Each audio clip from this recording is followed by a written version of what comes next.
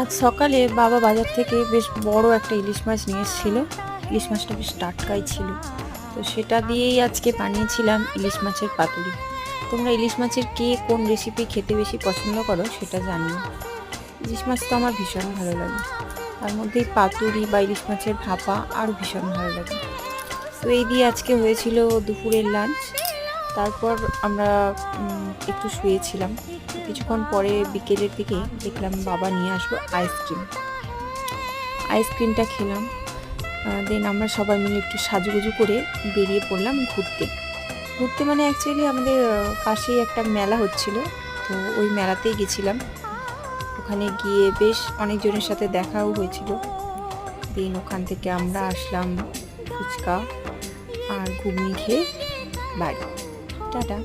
জানিও আজকের ব্লগটা কেমন হয়েছে। আর হ্যাঁ, বলতেই ভুলে গেলাম, মাঝে আমার